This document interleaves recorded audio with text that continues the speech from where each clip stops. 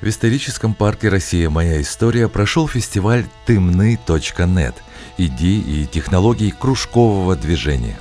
Национальная технологическая инициатива в рамках некоммерческой организации, созданной постановлением правительства России. Технологический фестиваль «Тымны.нет» – часть региональных фестивалей идей и технологий кружкового движения Национальной технологической инициативы большого сообщества школьников и студентов со всей страны. Фестиваль познакомил с практиками будущего, научными исследованиями, стартапами, проектами и воплощениями их в жизнь. Фестиваль «Тымны.нет» прошел в рамках Года науки и технологий и празднования столетия кружкового движения в России. Он у нас идет не только в реальном времени, вот прямо здесь и сейчас. Он у нас идет на многих площадках по нашей республике. В принципе, сейчас все позволяет нам это все делать. И поэтому думаю, что как раз-таки все те возможности, которые у нас есть, и технические, и информационные, мы их используем. Дети учатся у детей через YouTube, через Instagram, через социальные сети, любые социальные сети. И, как сегодня говорил тоже Анатолий Скалоныч, мы говорим, что есть ватсаписты, которые как раз-таки обучают и также деморализуют, но мы будем думать о том, что как раз-таки обучение будет у нас идти с увлечением, да еще и так, чтобы оно давало результат. Гости Якутского технологического фестиваля «Тымны.нет» в гибридном онлайн и офлайн форматах на базе исторического парка «Россия. Моя история» побывали в 7 треках, 9 площадках, встретились с 60 приглашенными спикерами и познакомились с 10 инновационными разработками. Посетители в течение 2 дней работы фестиваля посетили более 50 бесплатных технологических мастер-классов от ведущих организаций, кружков и специалистов технического творчества республики по 3 направлениям. В Центре опережающей переподготовки Якутии лидеры кружкового движения сформировали субъектную карту механизмов для определения дальнейших действий на ближайшие 3 года. В рамках спецпроекта было подписано 10 соглашений о сотрудничестве. Особо можно выделить целевой фонд будущих поколений Якутии, который уже открывает особую архитектурную зону в столице Якутии парка будущих поколений Республики Саха, который планируется построить в центре столицы к столетию ЯССР в 2022 году. Сегодня мы уже начинаем строительство самого парка, но уже в эти дни мы уже работаем над совместными образовательными и культурными программами с этими организациями. Я думаю, что к 2025 году у нас сложится такое полноценное сообщество на базе наших 3 учреждений. К ним присоединятся еще множество других, разной формы, разного характера, стиля. И мы создадим такую экосистему парка будущих поколений, которая будет непосредственно уже находиться в парке, начиная с 2025 года. Мы прорабатываем именно такую модель, когда все дети будут иметь возможность бесплатно проходить все программы в этом парке. Фестиваль проводится при поддержке Министерства образования и науки Якутии, Министерства инноваций, цифрового развития и инфокоммуникационных технологий Республики Саха, Министерства по делам молодежи и социальным коммуникациям Республики.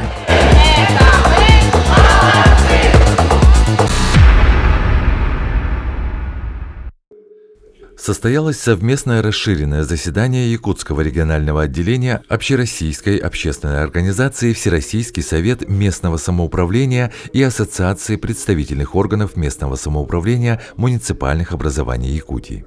Председатели районных советов собрались в Якутске впервые. Вел заседание председатель этих 2 организаций и председатель Якутской городской думы Альберт Семенов. Он подробно остановился о состоянии местного самоуправления в республике.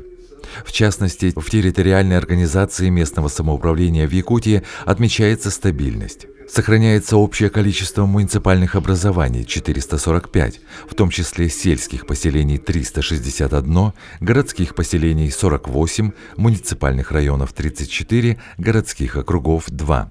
Альберт Семенов остановился на разных направлениях, влияющих на развитие местного самоуправления в нашей республике и России, и отметил, что на днях был принят закон Государственной Думы России об общих принципах организации публичной власти в субъектах Российской Федерации, и в Госдуму внесен законопроект, который должен прийти на смену 131 ФЗ и называется «Об общих принципах организации местного самоуправления в единой системе публичной власти».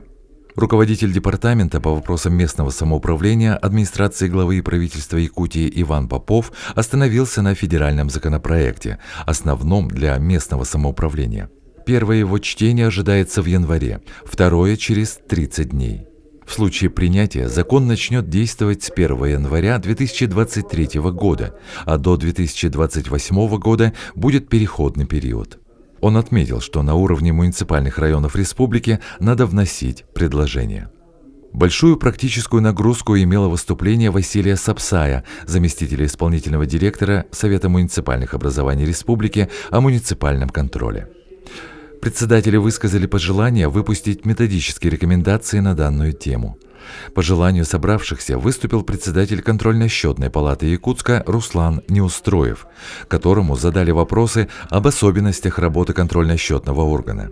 Туяра Илларионова, руководитель исполнительного комитета Якутского регионального отделения Всероссийского совета местного самоуправления, предложила утвердить план работы совета. Планов в предстоящем году множество. И прежде всего, это очередной съезд муниципальных образований Якутии, на котором в случае благоприятной эпидемиологической обстановки соберутся 517 депутатов, представителей местного самоуправления Якутии.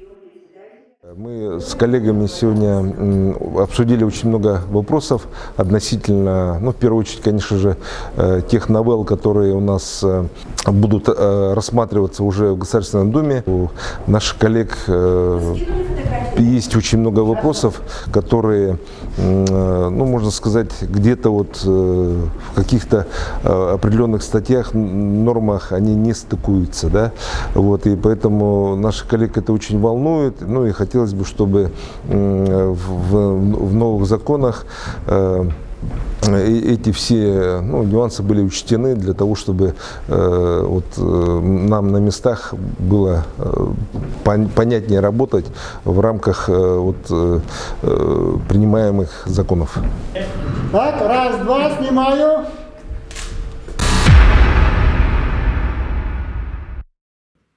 Перед наступлением Нового года начались отчеты управ городского округа город Якутск перед населением. Одним из первых с отчетом выступила управа Губинского округа. Теперь она называется МКУ «Управа Губинского округа городского округа город Якутск». Управы города преобразованы в муниципальные казенные учреждения. Площадь Губинского округа 157 гектаров. В нем проживает 43 тысячи человек в 7 жилых кварталах. Управа несет контрольно-надзорные функции и работает с населением округа. С отчетом выступила недавно назначенная глава управы Гульжан Аганерова. На отчете присутствовали депутат Государственного собрания ЛТУМЭН Якутии Мария Христофорова и депутат Якутской городской думы Владислав Дмитриев по набережному избирательному округу номер 8, куда входит Губинский округ. У нас удивительный и особенный наш Губинский округ. И если принимать во внимание, что в нем сосредоточены очень много знаковых мест нашего города, такие как Площадь Победы, Солдат, Туймады и те общественные места, где любят собираться горожане, с учетом этого хочется сказать, что проблемы есть. Проблемы есть, например, у нас до сих пор не благоустроена набережная Романа Дмитриева, например. Да? 3 года почти, как я стала депутатом, этот вопрос мы методично вносили совместно с округом. И, наконец-то, в этом году в бюджете города предусмотрели средства на проектно-сметную документацию. После того, как проектно-сметная документация будет сделана, будем ставить вопрос о выделении бюджетных средств на благоустройство этой набережной. Мы считаем, что это хороший итог 2021 уходящего года. Кроме этого, очень много много вопросов ставится жителями по медицинскому обеспечению округа. Буквально на днях в школе АИК, это в 203 микрорайоне, начал работать пилотный проект. Это школа, центр школьного здоровья, скажем так. Это центр, в котором с будущего года планируется проводить скрининги здоровья учеников, преимущество с 7 до 14 лет, потому что эта группа ребятишек оказалась более не охвачена медицинскими периодическими осмотрами. Этот вопрос стоит не только для детей школьного возраста, но и для ребятишек, которые у нас ходят в дошкольное образовательное учреждение. В нашем округе их много тоже, школ тоже много, так что очень надеемся на хороший результат этого пилотного проекта. Конечно, особенность нашей управы в том, что много молодежи. И молодежный совет активно работает, и совет по предпринимательству активно работает. Вокруг себя они сплотили самых активных жителей округа, которые не на словах, а реальными делами помогают улучшить жизнь горожан. Вначале в торжественной обстановке наградили общественников Губинского округа. Награды были от министерств и ведомств правительства Якутии и городского округа город Якутск. Прозвучал отчет главы округа, затем были заданы наболевшие вопросы. Дано замечание по работе с городским каналом, но, как оказалось, городской канал уже занесен в план работы управы на будущий год. Дан ответ по федеральной амнистии гаражей в округе. В мае будущего года будут определены территории округа, попадающие под амнистию.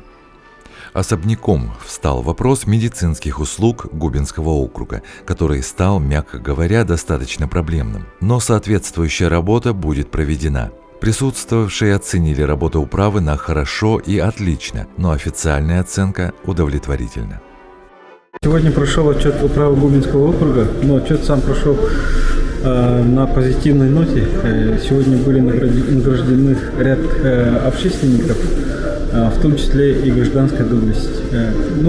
Я оцениваю ее работу управы на хорошо, потому что все намеченные планы в этом году исполнены. Я всех поздравляю с наступающими праздниками, всех жителей Губинского округа с наступающим Новым годом. Хочу поздравить своих избирателей, жителей нашего округа с наступающим Новым годом. Прежде всего хочу пожелать здоровья, благополучия вам и вашим близким, чтобы дети, внуки радовали наших ветеранов, чтобы наши родители чувствовали поддержку и социальных органов, и властей города в наше очень непростое время. И, конечно же, пожелаю, чтобы ваши мечты сбывались, большие и маленькие, те разные мечты, которые помогают нам жить завтрашним днем, стремиться к завтрашнему дню и ценить жизнь. Спасибо всем.